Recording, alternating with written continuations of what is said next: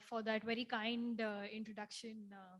So our panel for today is centered around digitization, the impact it is having on businesses, and subsequently the customer base it attracts. Of course, this is not an alien topic for us. We are all digitally very well acquainted, or so have been forced to step up our digital game in the last 1.5 years, especially since the lockdown. So, having established that premise, let us just dive head deep into our discussion. Hello, Vinayak, welcome. Hi, Urvi. Hi. How have the last 1.5 years been? I hope personally as well as professionally, everything is sound. Absolutely. The last 1.5 year has taught us a lot of things. So, absolutely, it has been challenging and I would say refreshing as well. Newer perspectives have come in. People have transformed the way they were operating, both in businesses and in personal life. Um, and things have never been better. Okay, that's good to hear that there's a positive outlook to the lockdown as well. Nikhil, what about you? Yeah, I echo that sentiment, and whenever I talk about the business that we do at Grip, we've probably been very, very fortunate to start our business in the middle of the lockdown. Um, I think all of us went through our own share of personal hardships, but I think on the business front, things have evolved in a way that many people did not anticipate. There were opportunities created and things that happened that some of us didn't see coming and may not have come this fast if the pandemic had not happened. As a business, we also work with about 60 other startups and we provide financing to them. And I can tell you that from those journeys and from their experiences, it's been a very similar story. There's obviously been a difference of between companies who have adopted change faster, digitize faster, change strategy faster to the changing times. But in general, things for most companies have improved. There is a delta between those founders who made an additional difference or thought about strategy differently. But I think things are doing well. Okay, that's quite commendable that you started an entire enterprise during lockdown and you are here amongst us as one of our winners. So, kudos to you for that. So, starting off with digitization, how have you included it in your business model? Nikhil, we'll start with you. Sure. Maybe just to give a one line about what we do so that there's context on the role of digitization. Grip Invest is a alternative investment platform. It makes available non-traditional investment options to a very large number of people by allowing ticket sizes of as low as 20,000 rupees. These options have typically been available to either funds or to family offices, and we're making it available at a fractional and democratized way to everyone in India. Um, I think as a purely online digital platform, right? We have no physical premise. We have no relationship managers coming to your house to meet you. The role that digitization has played, I break it into twofold. One is to be able to start so quickly at such a small cost and be able to build proof points around the business. Today, everything from the way your website is hosted, the way your payments happen, the way your communication happens, all of it is being done through tools that we can just plug and play and pay for on a variable basis. There is no fixed investment that goes in, and anyone sitting in a room with a laptop can get their business online and functioning. um, just one data point maybe to support this: we have investors from 322 cities and 42 countries investing on our platform in a period of 18 months. I think that's incredible. And it just goes down to what digitization can enable you to do from a customer acquisition and a business perspective. So I think that really to us enabled us to be able to build a business this quickly. Vinayak, I have the same question for you. What does Torch AI do? The name is not very telling. So, can you elaborate on that? And how do you include technology to take forth your business? Sure. So, a quick context, we're a live video editing platform. What that means is all the key moments that you see, all the replays that you see while you're watching a sporting event have been created by us. So, if you're watching IPL, you're watching football, all the replays, highlights are created by us, and we do it automatically. Now, while we kind of have technology as a backbone in the company, The core focus has been in trying to deliver machine learning tools to our customers at scale. And typically, what we do here is we train models to understand what is going to be an exciting event in any kind of live format. Recently, we've now started taking a different approach. We're going to start getting into the cloud editing space as well, because we truly believe that the video space has been growing exponentially, and we see there is going to be a lot more requirement for tools that is going to be easily accessible by everyone. People usually tend to kind of use something like an Adobe or a Final Cut Pro, which is not user friendly in terms of everyone trying to use it. You need someone who's knowledgeable to use it. We're trying to kind of go that part now, create automations there. Now, surprisingly, what's happened in the last, I would say, 2 years, specifically during the pandemic period, was people start consuming more and more content, and people wanted to also create more content because they had more time on their hands. People were able to kind of go online, express themselves. And when you're expressing yourselves, you want to put your best foot forward. You want people to see the best version of you. And that's why usage in terms of social platforms and also usage in terms of tools exponentially started growing, and we kind of benefited a lot from that. We've exponentially grown 300% year on year in the last 2 years, and we've basically been in 18 countries. Prior to pandemic, we were just in three. So I would say pandemic has helped accelerate a lot of the motions that were stuck. A lot of mindsets that people had that we can't move from our traditional tools to the newer tools has changed. People have started adopting newer tools.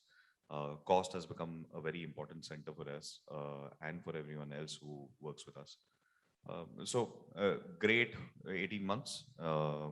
And with the technology scale up that's happening, I truly believe that there's more to come in the next couple of years.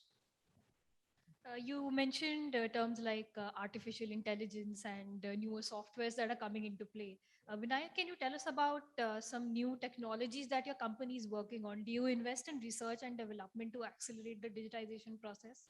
We do. 15% of the revenues that we make are going into R&D today. And we're working on something very innovative.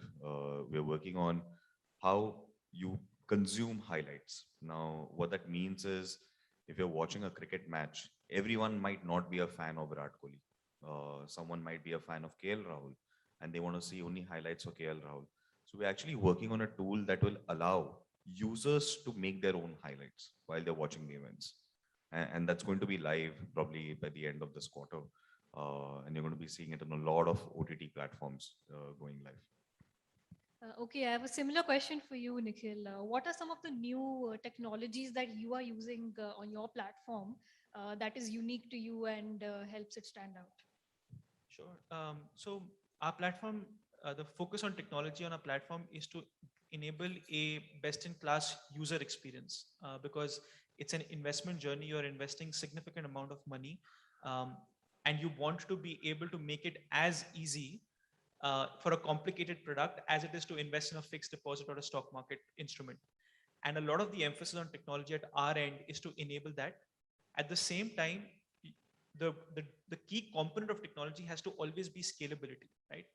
The reason why we're going from brick and mortar to technology is to be able, as Mr. Kohli said, to either address every single person in India or create a global brand with in a very defined period of time. I think just picking up one aspect of it is how does a user come onto a platform, invest in a high trust product, right? Investing is a high trust product without ever speaking to someone else, right? Without having to speak to a relationship manager or spend too much time on the platform, and at the same time get all the information transparently and have a great transaction experience. That is the user experience or the technology that we're investing in. Couple of examples, we've recently heavily started investing in how chatbots and email bots will play a role in terms of addressing users. Obviously, there's a lot of machine learning that comes into this in terms of understanding what the user wants, what kind of questions they want answered, what are typical doubts.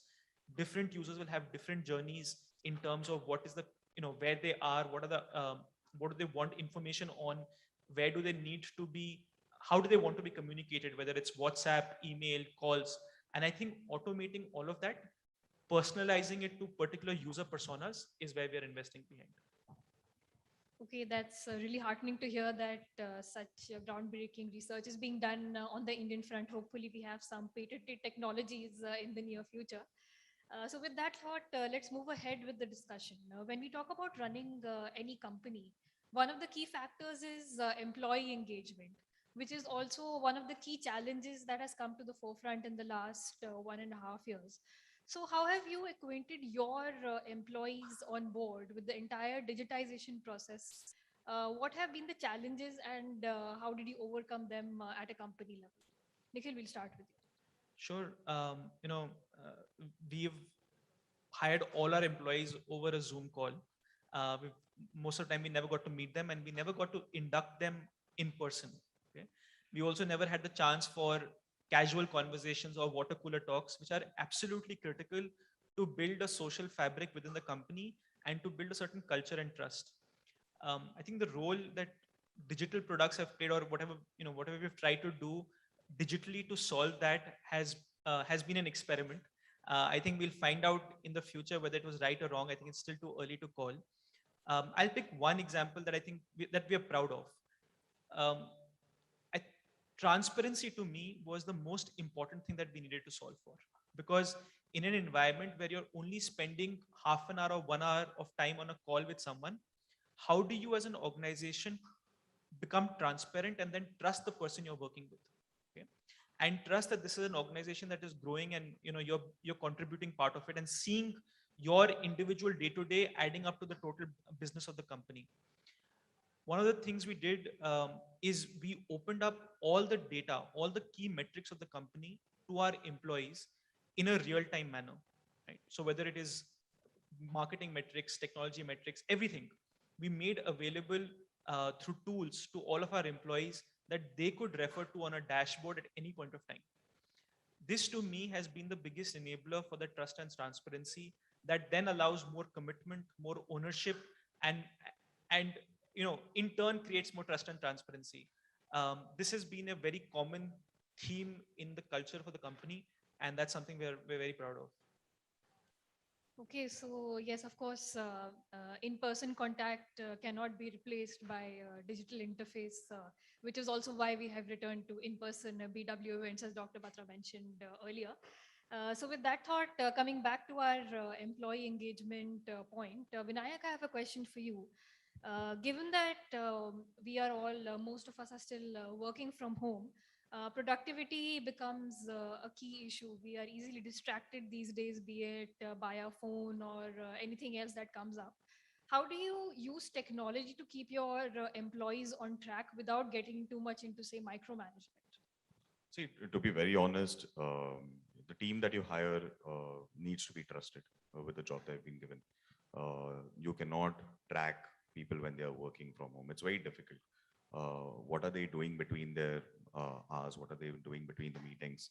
It's not healthy to track everything. What we have efficiently done, as soon as the first opportunity we got, we took an offsite. The entire team traveled to Goa, stay there for a workation that we call it these days, for a week, because it had been almost 18 months. We grew exponentially. A lot of people were added into the organization. No one had met each other. So it kind of helped. We kind of did this workation kind of a thing in Goa where we were able to kind of bring people together, get them to sit and talk, have sessions, have some kind of activity is being done, which created new perspectives, gave some more clarity to people. And the first opportunity we got to step out of the houses, we did. We opened up our offices. We opened offices in Bombay, Delhi. One thing we did was we didn't ask anyone to relocate. Any city or any place where we had more than 5 employees, we immediately opened up a place in a co-working center and asked them to just go there once a week as a starting touch point. Today, that's become twice a week. In Bombay, we have come back to offices full time. In US and Singapore, we are still kind of finding a right mix. But I truly believe that employee engagement works both ways. The company gives back what it retains from the employees, and the employees usually these days know exactly what they want to do.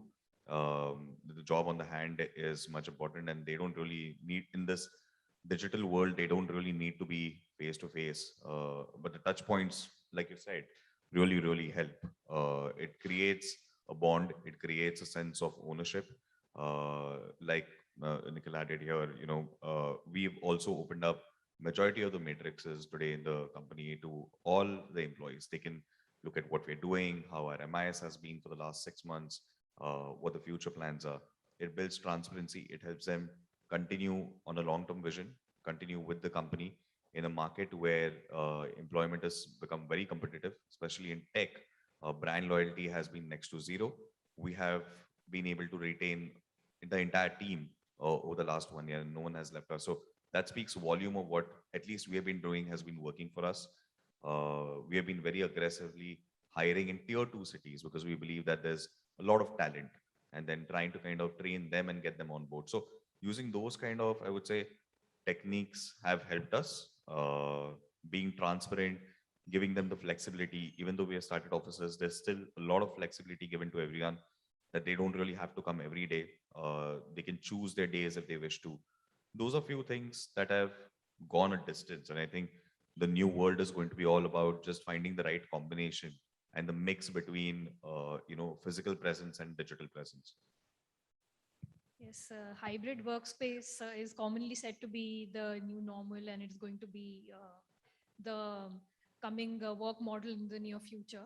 And some of us have already taken to it, especially I can vouch for BW, certainly. So coming back to employee engagement, Nikhil, this question is for you. You started off completely during the lockdown. Grip Invest has, as you said, not even met its employees as of now. So, how do you ensure employee security in a world of hacking and digitization, and how do you make them comfortable and get them on board? So I think that's a critical question both for employees as well as for anyone who has users, whether it's B2B users or B2C users, and ensuring that security of data, especially when there's more digitization and there is a lot of fear of loss of this information. Um, One of the things that we have done is actually to partner with organizations, honestly, who have gone through that curve and built very robust solutions around it. We are firm believers as a company, and I think this is critical to any founder who's thinking about digital tools, is that it's not necessarily to build everything in-house, right? We're very firm believers in taking things on subscription, on buying, on partnering for being able to take digital tools. We are not going to be the best at building everything. I mean, we're definitely not going to be the best at cybersecurity or safety of personal data. Uh, the, the fortunate part is that we are building in a time where there are enough companies solving those challenges, and I would recommend working with those companies from day one to be able to ensure the security of all kind of data that lies on your platform. um, we've had situations where we've identified a couple of gaps in our security framework. We've been able to fix those gaps over a period of time by identifying them very quickly. But more and more, I think that there needs to be effort and having security compliances, audits, third-party review to make sure that the data is safely insured.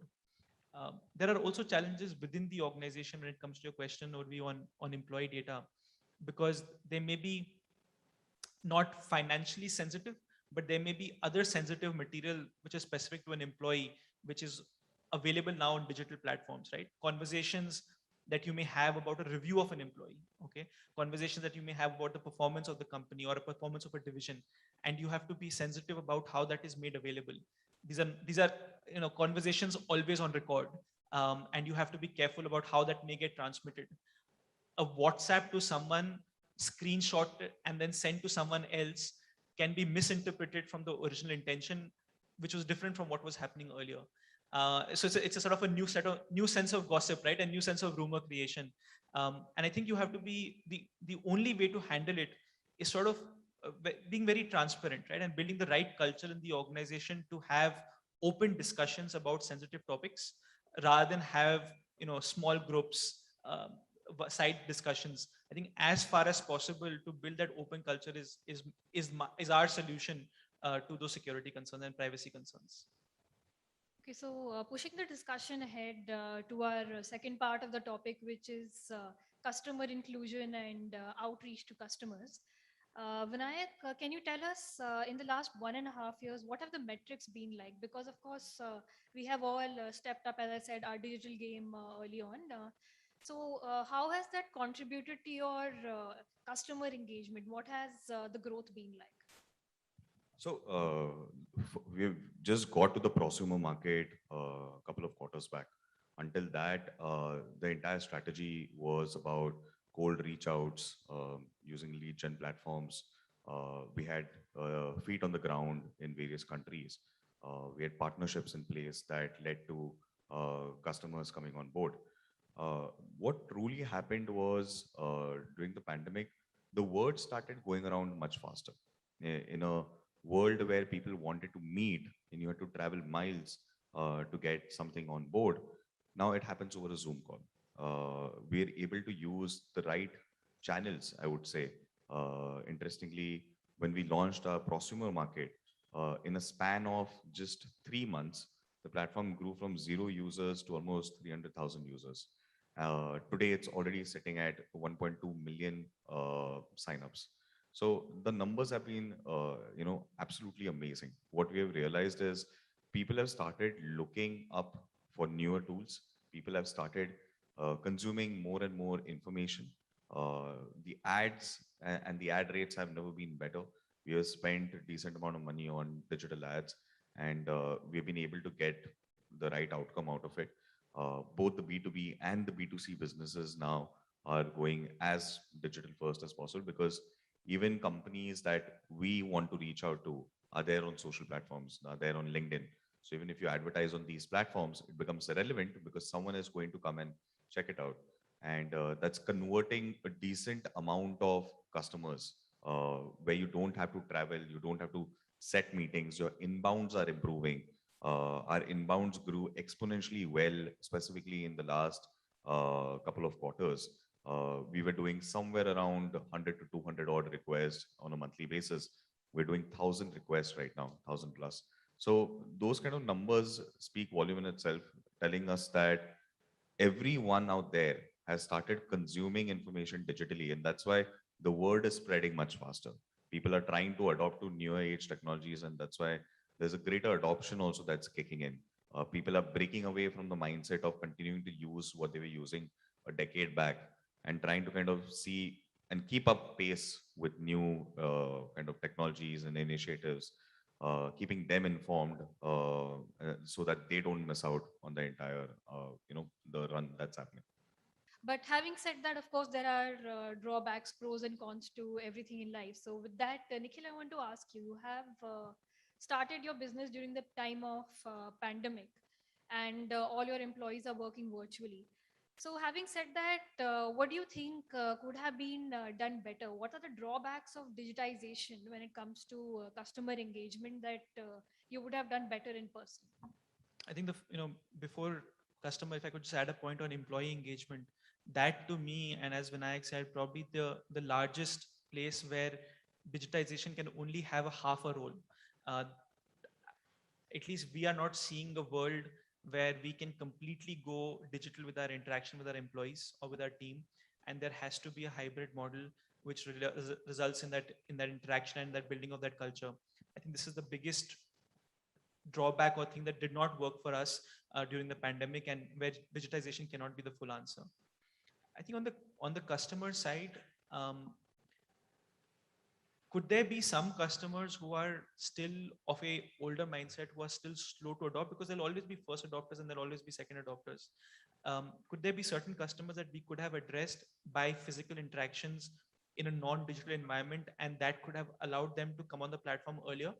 Probably, right? I think the answer is always going to be yes. There are always going to be certain types of users, but the question, would be: is that efficient for us to do as a company, and is that the best utilization of our time?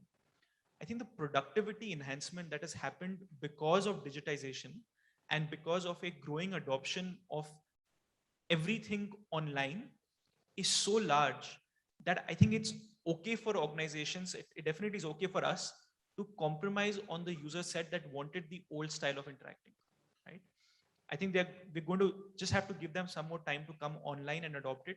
But the return on our time or return on our capital to solve for those users is actually is probably not worth it, right? We would rather use the same time and money to invest in users who are moving digital and happy to use products that are completely digital. So maybe taking a slightly different view on the topic.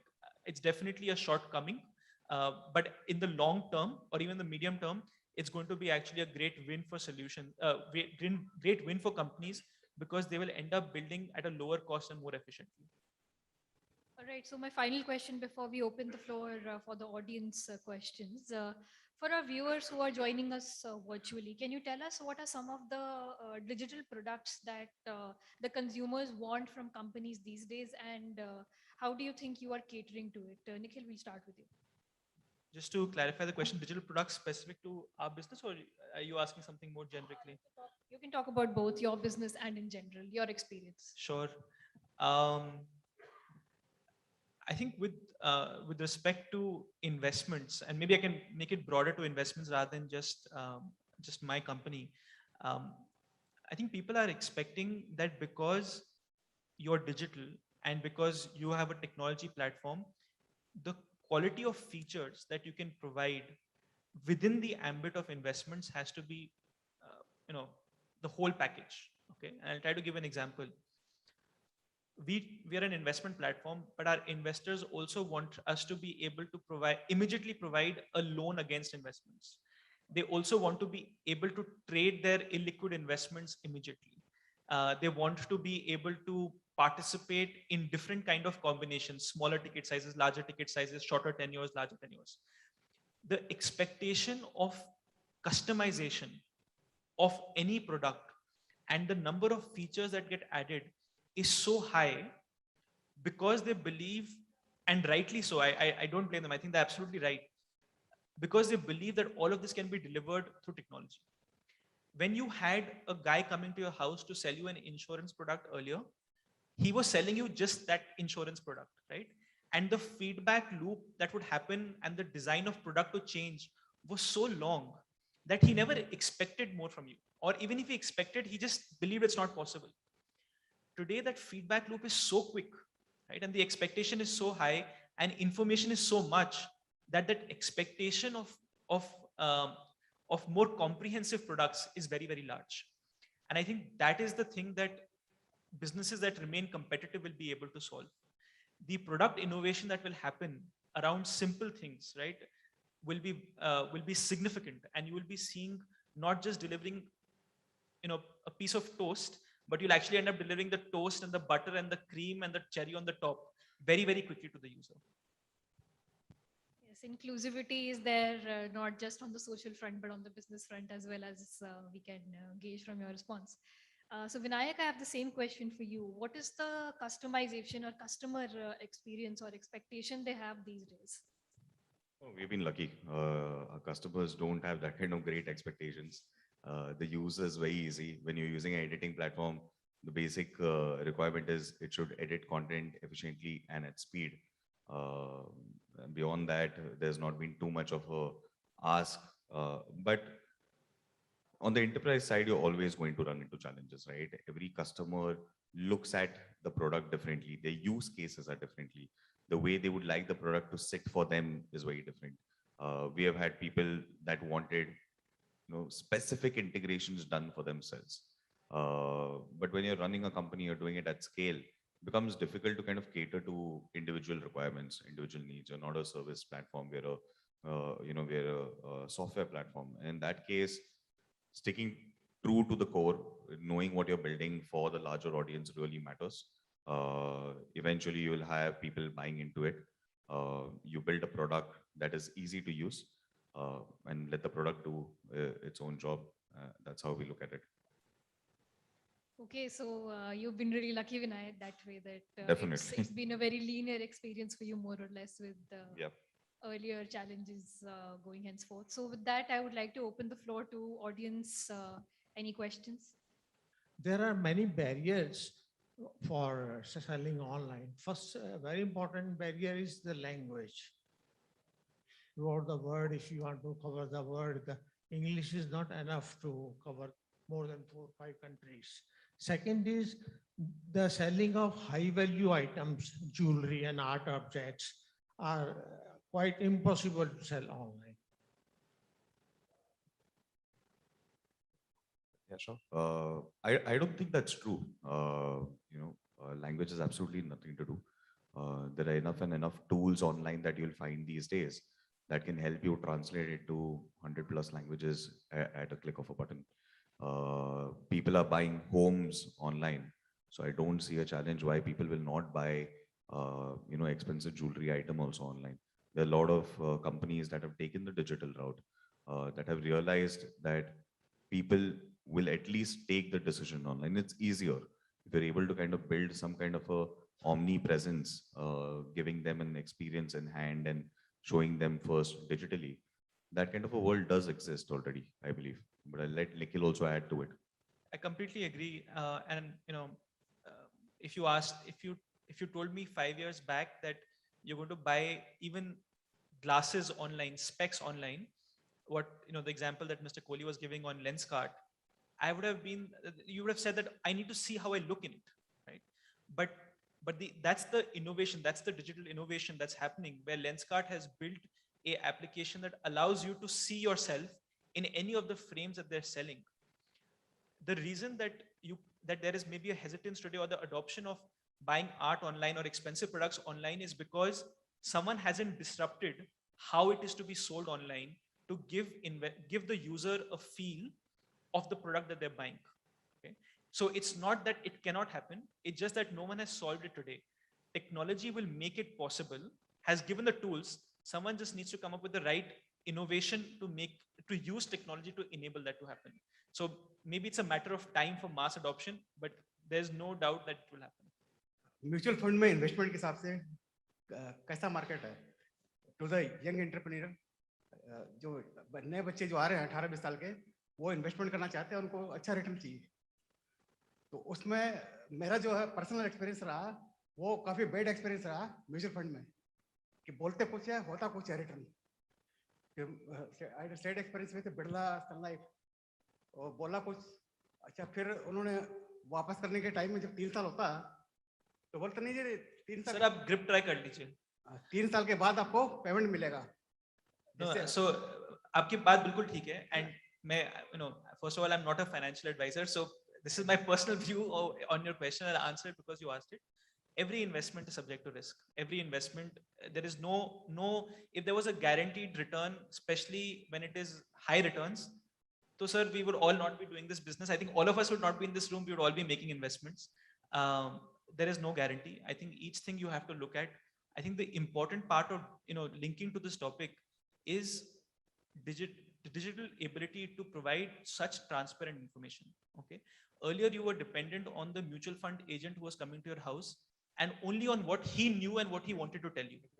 Today you can gather as much information as you want before making a decision, and that is the power of technology. When we as Grip, when we tell a person about an investment, we are very conscious that you should only consume information on our website or only digitally. Please don't buy it offline, right? And hence you cannot buy Grip investments online offline. You can only buy online. I think that is the power that digitization will enable to create more transparent investing. But in the market ऐसा कोई guideline नहीं है जहाँ पर हमें actual information मिल सके। अगर मैं बिरला सन लाइफ के पास जाता हूँ तो वो अपने प्रोडक्ट के बारे में बताएंगे, अगर मैं आपके पास आता हूँ तो आप अपने प्रोडक्ट के बारे में बताएंगे, दूसरे जितने भी प्रोडक्ट हैं तो I think that is changing. There are, just to give an example, there are a lot of now very qualified influencers who are talking about finance and who are talking about all products, good and bad, very independently. There is more information than there ever was about any product. It is up to the user to decide how much he wants to consume. But in the world we live in, information is available, at least on certain topics, right? May not be on politics and other more sensitive things, but on finance, there's enough information available. इसी तरह से एक question मैं आपसे और करना चाहता हूँ, पॉलिसी बाजार। सर ये स्पेसिफिक क्वेश्चन हम बाद में कर लेते हैं, ठीक है ना? Thank you. Yes, Nikhil is absolutely right, sir, that there is no certainty in the stock market or otherwise in investment, as we saw when a particular IPO just tanked yesterday. With that, I think that's all for the from the audience we have as of now. With yes, please. For my question, I'm a Senior Vice President, Corporate Affairs in an international company from US, Aviation India Limited. I'm talking to Vinayak Srivastava. You see, you have talked about a very sensitive issue, that is a security issue.